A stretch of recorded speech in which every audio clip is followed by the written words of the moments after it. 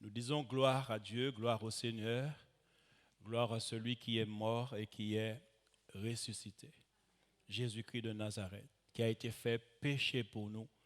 Et c'est par lui que nous avons vraiment la victoire. Et nous sommes heureux de faire partie vraiment de ce peuple bienheureux, ce peuple que Dieu a visité par son Fils, ce peuple qui a cru, comme il nous est dit dans Jean 1, à partir du verset 12, à tous ceux qui croient en son nom, à tous ceux qui l'ont reçu, à ceux qui croient en son nom, elle a donné le pouvoir de devenir enfants de Dieu, lesquels sont nés ni du sang, ni de la volonté de la chair, ni de la volonté de l'homme, mais de Dieu. Nous sommes enfants de Dieu par la volonté de Dieu, parce que Jésus-Christ, qui est la parole de Dieu, comme il est dit dans Jean 1, verset 14, on l'a lu tout à l'heure là, la parole a été faite chair, et elle a habité parmi nous, pleine de grâce et de vérité, et nous avons contemplé sa gloire, comme la gloire du Fils unique venu du Père. Et Jésus, vraiment, quand il était vraiment sur terre, et le temps de sa mission sur terre, pendant les 3 ans de son ministère, il a parlé à ses disciples, les 12 qui étaient avec lui, et il a donné dans Matthieu 24, versets 1 à 14, les signes avant-coureurs de son avènement. Et au verset 10 de Matthieu 24, il nous est dit, alors aussi plusieurs succomberont et ils se trahiront, se haïront les uns les autres. Donc Matthieu 24, verset 1 à 14, je ne vais pas le lire, mais ceux qui entendent ce message, donc vous pourrez effectivement ouvrir votre Bible, consulter la parole, ou encore vous avez aussi les versets aussi qui sont projetés aussi pour ceux qui vont visionner aussi ce message. Donc, Matthieu 24, versets 1 à 14. Et le verset 10, donc Jésus alertait déjà les disciples.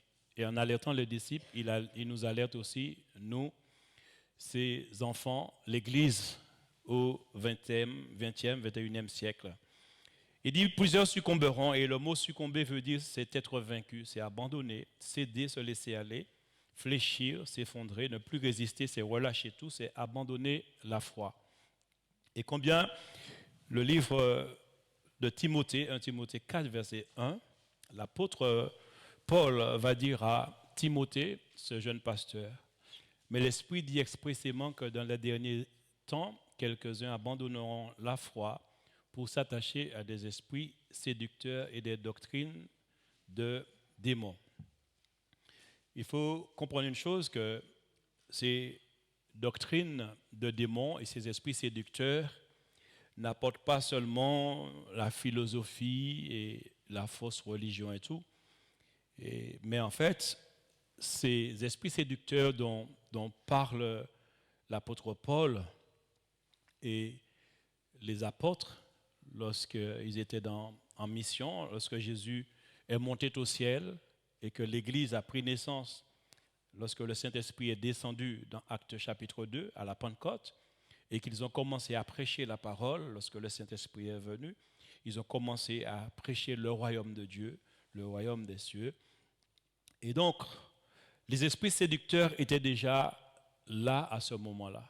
Mais plus encore, les esprits séducteurs étaient là aussi au temps de Jésus-Christ. Ils étaient là au temps de Jésus-Christ. Et comme, vous savez, je vous dis que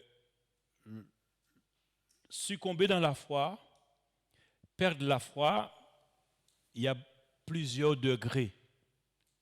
Je veux dire, ne pas vouloir lire la Bible, ne pas aimer prier, détester l'église, on commence à ne plus avoir envie de venir à l'église, on préfère les choses du monde, on est plus pressé à faire toutes sortes de choses plutôt que les choses qui concernent le royaume de Dieu. Et normalement, si nous sommes enfants de Dieu, si nous sommes nés de nouveau, la Bible nous dit une chose dans Colossiens chapitre 3, il dit encore, si nous sommes ressuscités avec Christ, ça veut dire que si nous sommes né de nouveau, ressuscité parce qu'avant de connaître Christ, on est mort spirituellement. Et quand on donne à Jésus sa vie, on accepte Jésus-Christ, on devient vraiment enfant de notre Seigneur, de notre Dieu. Et l'apôtre Paul va dire, si donc, Apocalypse et Colossiens 3, verset 1, si donc vous êtes ressuscité avec Christ, recherchez les choses d'en haut, où Christ est assis à la droite de Dieu. Verset 2, affectionnez-vous aux choses d'en haut et non à celles qui sont sur la terre. Et donc, lorsque on commence, en fait, on est dans cette pente glissante par rapport à succomber dans la foi, abandonner la foi, eh bien, on va constater qu'on n'aime plus les choses spirituelles, on n'aime plus lire sa Bible, on n'aime plus prier, on n'a plus envie d'aller à l'église, on n'a plus envie de se retrouver avec des frères et sœurs, des personnes qui aiment Jésus, qui chantent, qui louent Dieu, qui glorifient Dieu. Ah non, moi, j'aime pas. Dès qu'on est avec eux, ils sont toujours à parler, prendre un verset. Ils te disent bonjour, ils te disent déjà un verset. Tu vois, il y en a qui sont comme ça, tu vois, parce qu'ils commencent à perdre la foi. La foi commence à prendre un coup chez eux. Tu vois, alors, ils commencent à ne plus aimer la présence des chrétiens. Ça commence à les déranger. Pas moyen de parler d'une chose, tu ne peux même pas parler de la mode, tu ne peux même pas parler de chaussures, tu ne peux même pas parler de voiture, tu peux même pas. Dès que tu commences à parler, hop, ils sont déjà dans la parole, ils ont que des versets dans la bouche. Donc, lorsqu'on est comme ça, il dit que l'esprit du monde commence à prendre le pas. Il y a un esprit séducteur qui commence à travailler. Donc, à ce moment-là, il faut faire violence. Il faut simplement faire violence. Si on est vraiment un enfant de Dieu, on fait violence et cet esprit nous laisse. Il part. On revient à la parole et il part. Il faut seulement se repentir. Reconnaître aussi qu'effectivement, nous sommes sous une pente glissante. Ça veut dire que notre foi est en train de prendre un coup et il faut se ressaisir. Mais le plus grave, le plus dangereux, vraiment, c'est ceux qui ont eu les Écritures, qui ont connu vraiment la parole et qui voulaient intégrer dans l'annonce de l'Évangile ce que Jésus annonçait, donc qui voulaient introduire la loi, introduire autre chose. Parce qu'il faut comprendre une chose, quand Jésus il était là, il prêchait la parole, il prêchait l'Évangile, je vous disais qu'il y avait deux groupes dans le judaïsme chez les Juifs, c'était les pharisiens et les sadducéens, qui tout le temps étaient en train de faire la guerre à Jésus, qui le questionnaient, qui cherchaient des petites bêtes par rapport à la loi, par rapport au sabbat, par rapport à toutes ces choses-là. Tes disciples ne se lavent pas les mains, les traditions juives. En fait, tout cela, ils étaient attachés, ancrés à la loi de Moïse. Ce qui fait que comme Jésus annonçait l'évangile, Jésus annonçait le royaume de Dieu, et eux, ils ne comprenaient pas. Leurs yeux, justement, étaient fermés.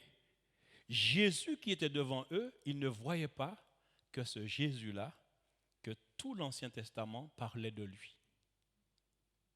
Et que même tout ce que Moïse a écrit, la loi, tout ce qui est écrit dans la loi se rapportait à Jésus-Christ lui-même. Et donc, c'est pourquoi je vous ai pris ce verset dans Luc 24, verset 13 à 45. Lorsque Jésus est mort, Jésus étant mort, il est ressuscité, et les disciples étaient un peu dans une tristesse, ils ne comprenaient pas, ils avaient vraiment la conviction que Jésus, c'était le roi d'Israël, en quelque part, ou encore celui qui devait délivrer Israël, pensaient que c'était lui. Mais pour eux, même eux encore, ils croyaient plus en Jésus étant un prophète puissant de Dieu. Mais en tant que Messie, en tant que fils de Dieu, l'apôtre Pierre a reçu la révélation, mais quand bien même, quand Jésus a dit qu'il va mourir et qu'il sera ressuscité, l'apôtre Pierre s'est opposé. N'oublions pas cela, cet épisode. Ou quand Jésus va parler de sa mort, où l'apôtre Pierre va dire « À Dieu ne plaise, cela ne t'arrivera pas ». Et Jésus lui tournant le dos, il dit « Arrière de moi, Satan, tu n'as que des pensées humaines ». Parce que là, c'est l'objectif de Dieu. C'est pour cela que Jésus est venu. Pour aller à la croix, pour détruire la puissance du péché, pour libérer l'humanité. Or, l'apôtre Pierre allait s'opposer au but fixé par Dieu le Père à son Fils Jésus-Christ. Mais derrière, Jésus ne voit pas Pierre. Il voit celui qui a donné la pensée à Pierre. Il dit, arrière de moi, Satan. Et Jésus dit, tu n'as que des pensées humaines. Il y a des choses que Jésus a dit, c'est très fort et c'est très puissant. Et c'est quand le Saint-Esprit nous emmène vraiment dans la parole, on comprend la profondeur de ce que Jésus disait. Jésus a dit des choses très importantes et que jusqu'à aujourd'hui, nous avons du mal des fois à saisir. Mais par la grâce de Dieu, nous saisissons l'essentiel pour avancer et pour glorifier notre Dieu. Et Jésus, donc Luc 24, il va dire, je crois versets 25 à 27, où il dit à ses deux disciples d'Emmaüs, alors Jésus leur dit, ô hommes sans intelligence et dont le cœur est lent à croire tout ce qu'ont dit les prophètes, ne fallait-il pas que le Christ souffrit ces choses et qu'il entrât dans sa gloire? Et commençant par Moïse et par tous les prophètes, il leur expliqua dans toutes les Écritures ce qui le concernait. Le verset 44 à 45, après il va retrouver les autres disciples, et puis il leur dit, c'est là ce que je vous disais lorsque j'étais encore avec vous, qu'il fallait que s'accomplisse tout ce qui est écrit de moi dans la loi de Moïse, dans les prophètes et dans les psaumes, qui est donc David. Ce qui veut dire que l'Ancien Testament parlait de Jésus-Christ et de tout ce qui allait arriver, qu'il allait mourir, qu'il allait être ressuscité. En fait, l'Ancien Testament avait déjà la révélation, mais elle était cachée aux yeux des hommes dans l'ancien temps parce qu'ils ne pouvaient pas saisir vraiment ce que Jésus disait. Et c'est pourquoi l'apôtre Paul va dire dans 2 Corinthiens, c'est des versets que j'ai déjà cités, mais je vais le lire. 2 Corinthiens au chapitre 3 et à partir du verset 14. 2 Corinthiens chapitre 3, à partir du verset 14. Il dit, mais ils sont devenus durs d'entendement, car jusqu'à ce jour, le même voile demeure quand ils font la lecture de l'Ancien Testament, et ils ne se lèvent pas parce que c'est en Christ qu'il disparaît. Verset 15. Jusqu'à ce jour, quand on lit Moïse, un voile est jeté sur leur cœur. Donc, quand il dit Moïse, c'est par rapport à la loi, par rapport à l'Ancien Testament, donc pour ne pas faire de répétition. Donc, quand on cite Moïse, ça veut dire que c'est l'Ancien Testament. Donc, quand on lit l'Ancien Testament, Moïse, un voile est jeté sur leur cœur. Au verset 16, il dit, mais lorsque les cœurs se convertissent au Seigneur, le voile est ôté. Et cela nous permet de comprendre pourquoi il y avait tant d'hostilité en ce qui concerne Jésus. Parce que l'Ancien Testament parle de lui en tant que celui qui doit venir. C'est lui qui est le Fils de Dieu. C'est lui qui va donner sa vie. Et c'est lui aussi qui va sauver le peuple juif, mais toute l'humanité. Mais il y avait ce voile.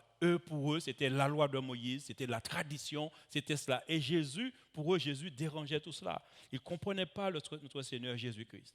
Alors, toujours, il était en train à l'interroger. Jésus parlait aussi des choses aussi qui dérangeaient. Des choses encore, et sa doctrine n'était pas comprise parce qu'il y avait ce voile.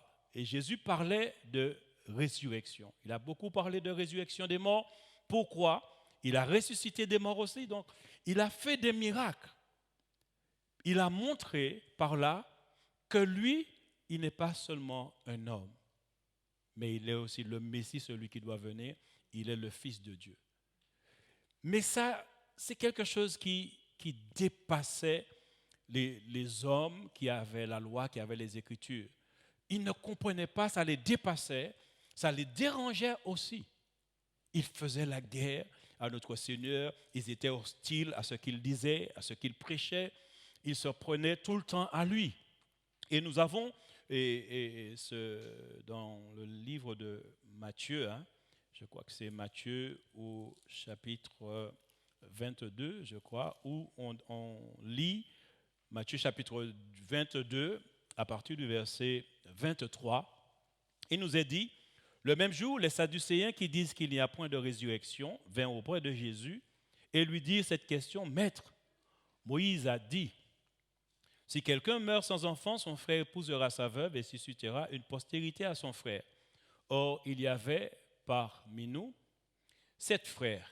Le premier se maria et mourut. Et comme il n'avait pas d'enfant, il laissa sa femme à son frère. Il en fit de même du second, puis du troisième jusqu'au 7e.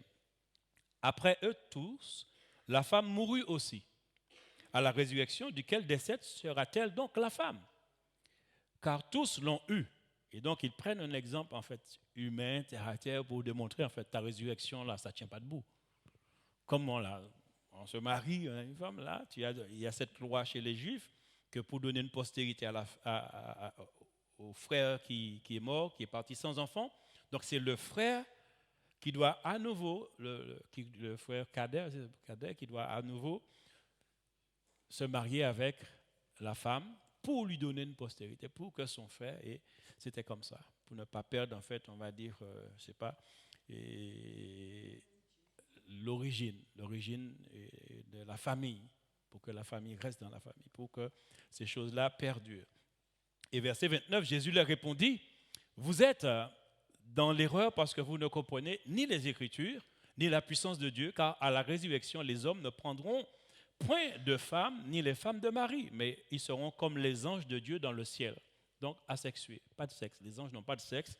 Donc, les enfants de Dieu, ceux qui connaîtront la résurrection, et donc, il n'y aura pas de sexe. C'est pourquoi ceux qui doivent se marier, mariez-vous avant la résurrection. Je sais qu'il y en a qui veulent se marier et qui retardent même la venue de Jésus. S'il te plaît, Jésus, je ne suis pas encore marié, alors laisse-moi le temps de me marier avant de revenir. Mais vu, je vous disais, ce temps où on vit, les choses bougent. Alors disons, comme il est dit dans l'Apocalypse, l'épouse et l'église dit, Maranatha, viens Seigneur Jésus, viens. Disons Maranatha, Seigneur Jésus, viens. Et puis prions pour nos jeunes frères et nos jeunes sœurs qui ne sont pas encore mariés, pour qu'ils puissent avoir cet amour pour Jésus-Christ et que là, ils ne vont pas se sentir seuls, ni penser qu'il manque quelque chose à leur vie. Parce que Jésus a dit, je suis la résurrection et la vie. Il est déjà la résurrection et la vie. Donc si tu as cru en lui, si tu l'as accepté, tu as tout. Tu as tout. Alors ne dis pas, le frère dit ça, mais il est marié. Hein? ne dis pas ça. C'est la vie. Je le suis, mais il y a d'autres qui partent sans être mariés. Donc si Jésus revient, tu n'es pas marié, gloire à son nom. Et au moins, nous savons que nous serons avec lui. Il n'y aura plus de maladie, plus de mort. Ces choses-là, et virus, ça n'existe pas dans le royaume de Dieu. Il n'y a pas de virus, il n'y a pas de complot, il n'y a pas ces choses-là, il n'y a pas de chaos. Non, la vie en abondance, la vie éternelle. C'est pourquoi attachons-nous fortement à la vérité qui est en Jésus-Christ. Comprenons donc ces hommes faisaient effectivement, ils venaient après Jésus et ces hommes, surtout les Sadducéens, ils ne croyaient pas à la résurrection. Et nous allons voir dans Jean chapitre 11, ces hommes étaient des hommes qui avaient quand même des postes importants dans le judaïsme. C'est eux qui menaient le culte, c'est eux, le peuple les écoutait, c'est eux qui dirigeaient le peuple. Et avant la venue de Jésus-Christ, donc leur doctrine, ils ont vraiment donné leur doctrine. Et depuis Moïse, depuis longtemps, ça se suit en fait. Donc il y a cette doctrine qui est dans les gènes des Juifs. C'est dans les gènes.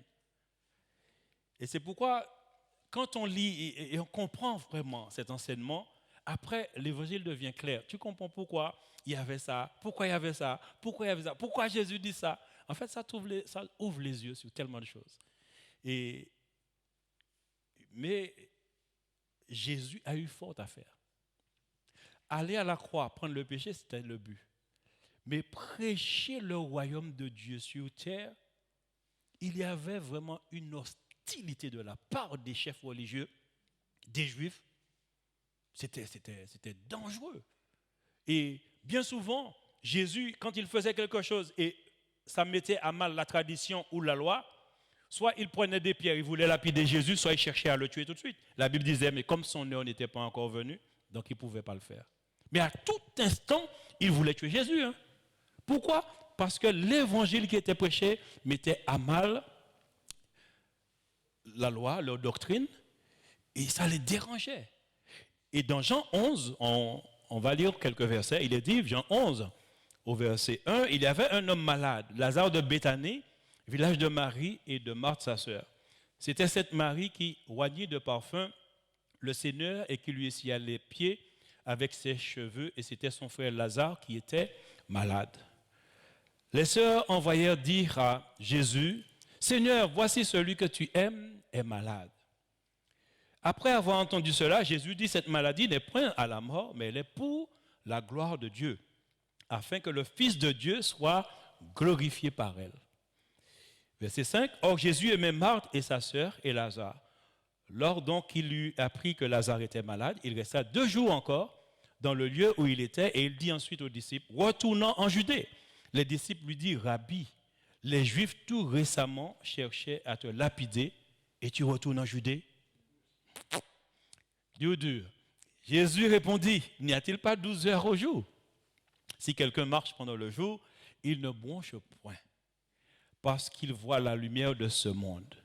Mais si quelqu'un marche pendant la nuit, il bronche, parce que la lumière n'est pas en lui. Après ces paroles, il le dit, Lazare, notre ami, dort, mais je vais le réveiller. Donc, ce que Jésus dit là a une profondeur aussi. Hein?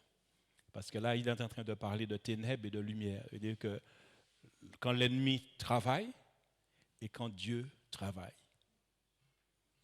Il est en train d'annoncer quelque chose là aussi. Alors, il dit, Lazare, notre ami, dort, mais je vais le réveiller. Écoutez ce que disent les disciples. Parce que même les disciples, il ne faut pas oublier, les disciples qui sont venus sont des Juifs. Et eux aussi, ils ont en eux la doctrine des Sadducéens et des pharisiens. Parce qu'ils étaient aussi des hommes qui sont nés dans la loi, sous la loi. Et voilà, Jésus, les disciples lui disent, Seigneur, s'il dort, il sera guéri. Parce qu'en ce temps-là, on ne croyait pas encore à la résurrection des morts. Il faut comprendre que tu guéris quelqu'un qui vient d'être tombé malade et tout, tu lèves la personne, réveille-toi, la personne, tu as des doutes, tu vas dire peut-être qu'il n'était peut-être pas mort, peut-être qu'il était tombé, on va dire dans un coma, il était tombé dans une sorte de léthargie, on va dire toutes sortes d'excuses parce que la personne vient de mourir, tu viens, tu le ressuscites. Mais le cas de Lazare, et c'est là qu'on comprend pourquoi Jésus a attendu et pourquoi Lazare restait 4 jours dans le tombeau. C'est là qu'on comprend, à cause de la doctrine et à cause de ce qui était ancré dans les Juifs. C'était difficile pour eux de croire à la résurrection. Et donc, les disciples disent, mais il sera guéri s'il dort. S'il dort, il n'y a pas de problème. Alors, Jésus avait parlé de sa mort, mais il crut qu'il parlait de l'assoupissement du sommeil. Voyez-vous?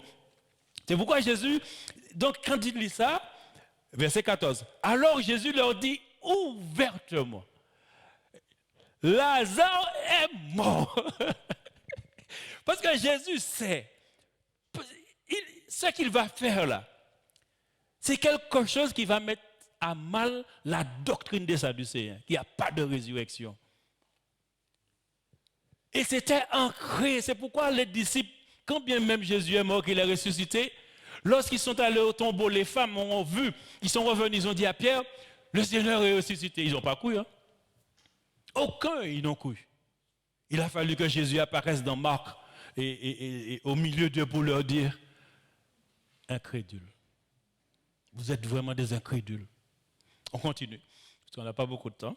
Alors, Jésus leur dit ouvertement, Lazare est mort. Et à cause de vous, afin que vous croyiez, je me réjouis de ce que je n'étais pas là. Mais allons vers lui.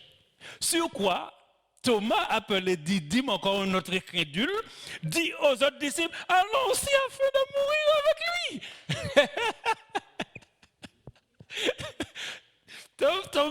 Thomas, la preuve qu'il était incrédule, lorsque les disciples, Jésus est apparu et parmi les disciples, et vous savez que c'est Thomas qui a dit, si je ne vois pas dans ses mains la marque là, dans ses pieds, le côté, si je ne mets pas ma main là, je ne vais pas croire. Et là, il sort quelque chose. Il sort, eh bien, on va mourir aussi avec lui. Il sort quelque chose, quoi. Alors que Jésus est en train d'apporter quelque chose de très sérieux. Jésus est en train de détruire une forteresse religieuse par ce qu'il va faire. Alors, verset 17, il dit, Jésus est arrivé, trouva que Lazare était déjà depuis 4 jours dans le sépulcre. Ce qui veut dire que la corruption a déjà commencé. Il dit qu'un mort de 4 jours, son cerveau n'est plus irrigué, il est déjà atteint. S'il se réveille, c'est un légume. S'il se réveille, c'est un légume. Il est déjà dans le tombeau et en ce temps-là, il n'y avait pas d'appareil comme aujourd'hui pour tenir la personne en vie, pour permettre au sang de continuer ou bien le cœur de continuer. Avec les appareils, on peut tenir quelqu'un, le corps, on tient le corps. Des fois, la personne est déjà partie là. Mais biologiquement, on peut tenir le corps en vie. Mais il n'y avait pas ça dans ce temps-là. Tu es mort, tu es mort. Et en ce temps-là, vous savez qu'avant, quelqu'un qui faisait, par exemple, tombait, je ne sais pas, évanoui et puis qui ne se réveillait pas tout de suite. Et puis on touchait, avant il n'y avait pas encore cette connaissance. Et la personne pouvait être enterrée vivant. Avant, il y a eu ça. Il y a eu ça. Il y a des gens qu'on a enterrés alors qu'ils n'étaient pas morts encore. Le pouls était vraiment très faible, très faible. Il n'y avait pas cette connaissance. Et donc on a enterré des personnes. Et donc, Jésus, connaissant justement les pharisiens et les sadducéens, leur doctrine, il va vraiment attendre que justement Lazare soit enterré, mais qu'il reste là 4 jours. Sinon, si Jésus, dès qu'on l'avait appelé, et puis il était venu, il était allé directement à la maison, et que Lazare était encore à la maison, il était mort, les Sadducéens allaient trouver un prétexte, ils allaient trouver quelque chose pour dire, Lazare n'était pas mort, ne croyez pas tout ce qu'on vous dit là. Lazare a mangé, c'est pas une feuille quelconque, c'était une salade avariée, et puis ça a cloué Lazare au lit, il ne respirait plus, donc on a pensé qu'il était mort. Les Sadducéens allaient trouver quelque chose. Donc, il fallait que Lazare soit réellement dans le tombeau, mais pas un jour, pas 2 jours, parce que même là, ils auraient trouvé quelque chose. Si Jésus était venu le premier jour où Lazare était, et Jésus est arrivé le 2e jour, là, ils allaient trouver quelque chose à dire. Mais Jésus va attendre 4 jours. Et Jésus, effectivement, on voit pendant tout son cheminement, il va rencontrer Marthe. Il va parler à Marthe au verset 21. Marthe dit à Jésus, Seigneur, si tu étais ici, mon frère ne serait pas mort. Mais maintenant même, je sais que tout ce que tu demanderas à Dieu, Dieu te l'accordera. Jésus lui dit, ton frère ressuscitera. Je sais, lui répondit Marthe, qu'il ressuscitera à la résurrection au dernier jour. Jésus lui dit, je suis la résurrection et la vie. Celui qui croit en moi vivra quand même, il serait mort. Et quiconque vit et croit en moi ne mourra jamais. Ah, ça commence à devenir sérieux. Jésus dit des choses là, mais des choses qui sont là de la folie. C'est quoi ça? Quiconque vit et croit en moi ne mourra jamais. Jésus a dit ça. Là, il dit ça à Marthe. Marthe est tout seul avec lui.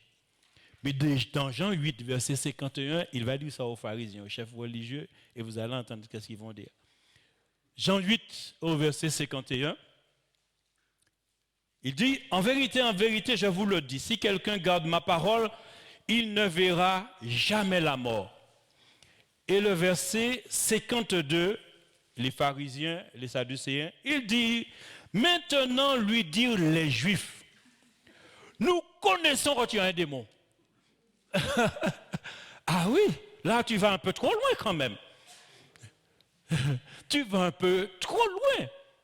On ne va pas mourir parce que quelqu'un garde ta parole, il ne va pas mourir. Tu te prends pour qui? Parce que les pharisiens, ils connaissent les Écritures. Ils savent qu'il y a Dieu. Donc quand Jésus parle ainsi, ça veut dire qu'il est Dieu. Il est en train de dire que si quelqu'un garde ma parole, il ne verra jamais la mort, ça veut dire que tu es Dieu. Parce que ma parole, j'avais dit Jésus, est esprit et vie. Donc si ta parole donne la vie, tu es Dieu. Et il dit là, en fait, tu es un démon. Et à Marthe aussi avait des difficultés, comprenons-le, il avait des difficultés à croire. Et Jésus va lui dire au verset 26, crois-tu cela? Et verset 27, elle lui dit, oui Seigneur, je crois que tu es le Christ, le Fils de Dieu qui devait venir dans le monde. Ayant ainsi parlé, elle s'en alla. Puis elle appela secrètement Marie, sa sœur, et lui dit, le maître est ici, il te demande. Et là encore, Marthe ne croit pas. Parce que Jésus lui dit, crois-tu cela? Je suis la résurrection et la vie. Quiconque vit et croit en moi ne mourra jamais. Et il dit encore, celui qui croit en moi, il vit même s'il meurt. C'est qu'il va plus loin. Ça veut dire que pour bien comprendre que quand on a donné sa vie à Jésus-Christ, puisqu'il dit, celui qui croit en moi a la vie éternelle. Jean 5, verset 24. Il dit, en vérité, je vous le dis, celui qui écoute ma parole et qui croit à celui qui m'a envoyé a la vie éternelle. Il n'a pas dit que tu n'auras pas, il n'a pas dit que tu auras la vie éternelle. Il a dit, celui qui écoute ma parole, qui croit à celui qui m'a envoyé. Donc tu crois en Dieu en tant que Père, tu crois au Fils. Et donc tu acceptes cette parole en tant que vérité. Il dit que tu reçois. Tu as la vie éternelle. Et il dit, tu ne vas pas en jugement, mais tu passes de la mort à la vie. Pourquoi? Parce que le fait d'être héritier d'Adam et Ève, spirituellement, l'humanité est morte et séparée de Dieu. C'est-à-dire, il y a mort spirituelle. Et tu ne prends vie, c'est que tu reçois la vie de Dieu en acceptant Jésus-Christ. C'est pourquoi Jésus dit dans Jean 14, verset 6, je suis le chemin, la vérité et la vie. Nul ne peut aller au Père s'il ne passe pas par moi. Il n'y a pas d'autre chemin. Choisis Bouddha, choisis qui tu veux, tu n'iras pas au paradis. Je suis désolé, excuse-moi de te le dire. Je suis désolé. Jésus est le chemin, la vérité et la vie. Bouddha, Mahomet, Marie, tous les prénoms, les noms que vous voulez. Acte chapitre 4, verset 12, il est dit, il y a eu sous le ciel aucun autre nom qui était donné par lequel nous devons être sauvés. Nous devons recevoir la vie, c'est par Jésus-Christ seul. Donc c'est lui qui donne la vie, c'est lui qui est le chemin, c'est en lui que nous devons croire. Donc tous ceux qui ont accepté par la foi, cru en Jésus-Christ, ils ont reçu la vie éternelle. Et si tu meurs, c'est que veut dire ton corps tombe dans le tombeau, ton âme, ton esprit sera auprès de Dieu. Mais conscient, pas inconscient, conscient. C'est spirituel, ça te dépasse. Nous, par la foi, on y croit et on est content. Si tu crois par la foi, tu seras content, tu ne vas pas te tracasser les méninges pour dire qu'est-ce qu'il est en train de dire là, parce que là, tu essaies de réfléchir et tout. Mais non. Chaque tête, chaque esprit. Toute personne humaine possède un esprit. Aucun esprit ne meurt. L'esprit, c'est comme le vent. Quand l'homme meurt, il expire. Donc, il y a un souffle qui part de... Si ce souffle, tant que ce souffle est là, il reste vivant. Si ce souffle il sort, c'est fini. Même si ton cœur bat bien, le sang n'est pas infecté, il n'y a pas de corona, il n'y a pas de maïva, il n'y a pas de tout ce qu'on veut, il n'y a pas de toutes les maladies à aucun porte. ton sang est bien, tu as le sang sain, tu es en bonne santé. Si le souffle, il part, tu as beau être en bonne santé. C'est pourquoi on est étonné quand on voit des gens, des sportifs, bien baraqués, des gens qui font du sport et tout, et puis par exemple sur le terrain de foot, bah, le gars il tombe suffoqué, il expire, on ne comprend pas. Un sportif, un gars qui était tellement fort, tellement doué, tellement subitement, le souffle pas. Et il ne peut rien. Pourtant, les médecins disent qu'ils ne comprennent pas. Il était en forme, le cœur n'avait pas de problème, il n'y avait pas de vie, il n'y avait rien. Seulement le souffle, il n'est pas maître de son souffle, ça c'est l'affaire de Dieu. Ça c'est l'affaire de Dieu. Donc, on continue. Donc, Marthe même avait des difficultés à croire, et Marie aussi. Et Jésus va aller vers le tombeau. On va voir, toujours dans Jean 11, il arrive vers le tombeau, où il va dire au verset 38, Jésus, frémissant de nouveau, en lui-même se rendit au sépulcre. C'était une grotte et une pierre étaient placées devant Jésus. Devant. Jésus dit, ôtez la pierre. Marthe, la sœur du mort, lui dit, Seigneur, il sent déjà. Car il y a 4 jours, il est là. Jésus leur dit, ne t'ai-je pas dit que si tu crois, tu verras la gloire de Dieu. Il ôtait donc la pierre du lieu où le mort était couché, et Jésus leva les yeux en haut et dit, Père, je te rends grâce de ce que tu m'as exaucé. Pour moi, je savais que tu m'exauces. Toujours. Mais j'ai parlé à cause de la foule qui m'entoure, afin qu'ils croient que c'est toi qui m'as envoyé. Ayant dit cela, il cria d'une voix forte, Lazare, sors. Et le mort sortit, les pieds et les mains liés de bandes, et le visage enveloppé d'un linge. Jésus leur dit, déliez-le et laissez-le aller. Plusieurs des Juifs qui étaient venus vers Marie et qui virent ce que fit Jésus, donc crurent en lui. Mais quelques-uns d'entre eux allèrent trouver les pharisiens et leur dire ce que Jésus avait fait. Ah, il y avait des espions. Ça. Donc il y a de ceux qui ont cru. Ça les a travaillés. Hein? Un mort pendant 4 jours là. C'est quoi ça? Et donc Jésus va ressusciter Lazare. Et on s'en rend compte que dans cette situation, il fallait des témoins. Parce que les pharisiens, les sadducéens là, c'est un problème pour eux là. Ils allaient dire, ça c'est pas vrai. N'écoutez pas non, 12 disciples là, vous croyez? Eh bien, en plus des 12 disciples, il y avait une foule de personnes. Il fallait des témoins dans l'affaire. Parce que cette forteresse doctrinale là, des pharisiens, des sadducéens là, qui étaient là, il fallait que la puissance de Dieu se manifeste pour que les disciples puissent croire et ceux qui étaient là puissent croire que Jésus est vraiment le Fils de Dieu et que ce qu'il dit est vrai. C'est pourquoi il a dit, je suis la vérité. Tant pis pour ceux qui critiquent, qui disent que Jésus, c'est un simple homme, c'était un beau parleur, c'était un libre penseur. Dites ce que vous voulez. Pour moi, Jésus est le chemin, la vérité et la vie. Gloire à son nom. Et merci à notre Dieu, notre Père, pour tous ceux qui ont reçu Jésus dans leur vie et dans leur cœur. La promesse que Dieu a faite, c'est de donner la vie éternelle à tous ceux qui croient en son Fils bien-aimé, Jésus-Christ. Jean 3,16. Car Dieu a tant aimé le monde qu'il a donné son Fils unique, afin que quiconque croit en lui ne périsse point. Ça veut dire qu'il ne soit pas justement jugé, condamné, mais qu'il reçoit la vie, qu'il ait la vie éternelle. Et nous continuons cette lecture et nous allons voir l'affaire des sacrificateurs, là, les pharisiens, tout ça. Verset 47, alors les principaux sacrificateurs et les pharisiens assemblèrent le Sanhédrin et dirent, que ferons-nous?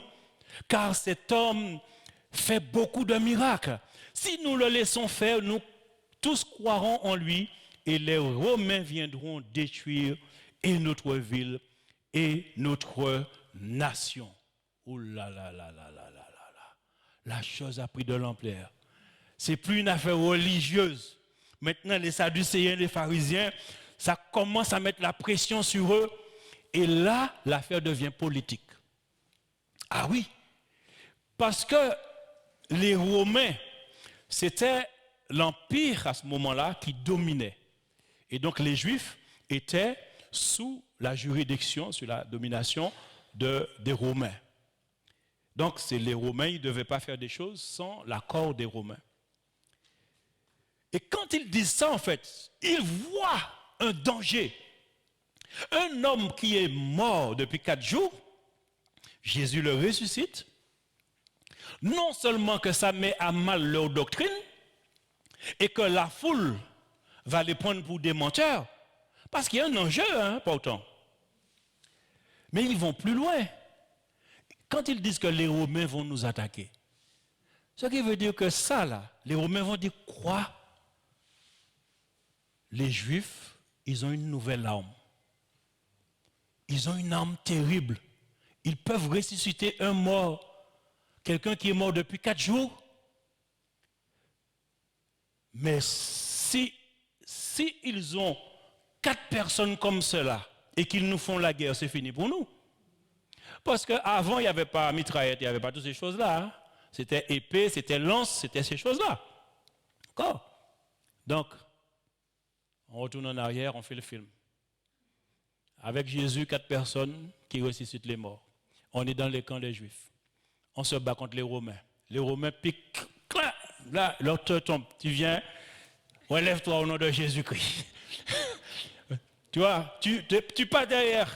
Donc, il y a un groupe, c'est le groupe des ressuscités, des résurrections, de la résurrection. Le groupe de la résurrection. On va dire le SAMU spirituel. Mais c'est dangereux. Les Romains disent, mais on ne va jamais gagner une guerre. Ces gens-là vont gagner toutes les guerres. Ces gens vont gagner toutes les guerres. Parce que s'il y a une armée de Juifs qui attaquent les Romains et qu'ils ont au moins 4 bonhommes qui passent derrière et qui ressuscitent ceux qui tombent, et qu'eux, ils nous attaquent, nous, chez nous, il n'y a personne pour ressusciter nos morts, à la fin, tu es venu avec 1000, ils viennent avec 300 seulement. Tu viens avec 1000, ils viennent avec 300. Et parmi les 300, tu as 4 qui ont reçu la puissance pour ressusciter les morts. L'affaire est devenue politique, dangereux. Et c'est pourquoi on comprend pourquoi les esprits séducteurs n'étaient pas contents de Jésus. Ils ne sont pas contents de l'évangile. Parce que l'évangile que Jésus nous a ordonné de prêcher, cet évangile qui est l'annonce du royaume de Dieu, comporte ces choses-là, à savoir guérir les malades, ressusciter les morts, imposer les mains, délivrer les gens des démons. Mais l'évangile est annoncé avec la puissance de Dieu. Cet évangile est pour nous et pour l'Église.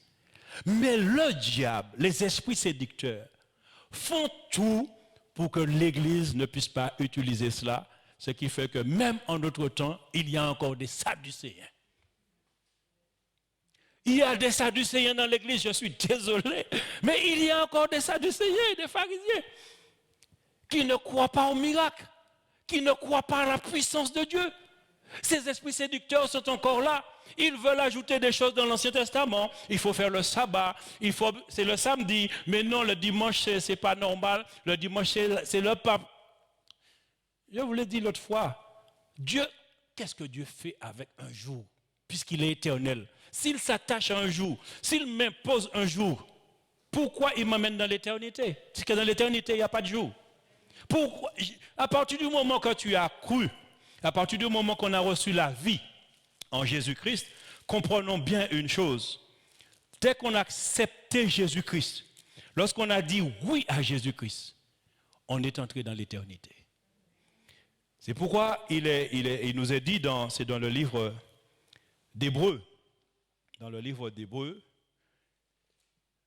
chapitre 4 au verset 6, et on va s'arrêter là. Il est dit au verset 6, « Or, puisqu'il est réservé à quelques-uns d'y entrer, qui parle du repos de Dieu, et que ceux à qui d'abord la promesse a été faite n'y sont pas entrés, à cause de leur désobéissance, Dieu fixe de nouveau un jour, aujourd'hui. » Aujourd'hui. Et il dit encore, en disant dans David, dans les psaumes, « Si longtemps après, comme il est dit plus haut, aujourd'hui, si vous entendez sa voix, n'endurcissez pas vos cœurs. » faut pas que ton cœur soit dur à la parole de Dieu, à la vérité de l'évangile. Parce que quand tu acceptes Jésus-Christ dans ta vie, donc je dis c'est Hébreux chapitre 4, c'est le verset 6 à 7. Donc, quand tu reçois Jésus-Christ, tu reçois la vie éternelle. Quand tu dis oui à Jésus-Christ, ce qu'il est en train de dire là, chaque personne qui accepte Jésus-Christ, c'est à partir de ce moment-là que son éternité commence. C'est à partir de ce moment-là, en fait, que la vie, vraiment, la vie de Dieu étant dans cette personne, et la vie de cette personne avec Dieu, c'est une communion. Il rentre dans une communion, en fait. Aujourd'hui, tu rentres dans ton éternité. Parce que, il faut comprendre une chose. On ne vit pas demain. Est-ce que vous comprenez ce que je viens de dire? Je vais quand même expliquer. Quand tu dis, demain je vais faire telle ou telle chose, quand demain arrive, qu'est-ce que tu dis? Tu dis aujourd'hui. Hein? Pourtant, hier, tu ne vis pas hier non plus. À chaque fois que tu arrives, tu dis, aujourd'hui. Donc quand tu as reçu Jésus dans ta vie, mais tu es dans la vie, tu es dans l'éternité de Dieu. Il n'y a pas une affaire de jour. Tous les jours, tu dois louer Dieu. Tous les jours, tu dois obéir à Dieu. Tous les jours, tu dois être en communion avec ton Dieu. Tu es rentré dans une communion parfaite avec Dieu. C'est pas difficile à comprendre. Ça, il faut... Parce qu'en fait, quand on lit la parole, et j'ai remarqué une chose, surtout l'apôtre Paul, des fois, il donne des explications. Donc, il y a toute une théologie. Et ça peut nous perdre. Mais moi, je préfère rester simple. Il faut rester simple.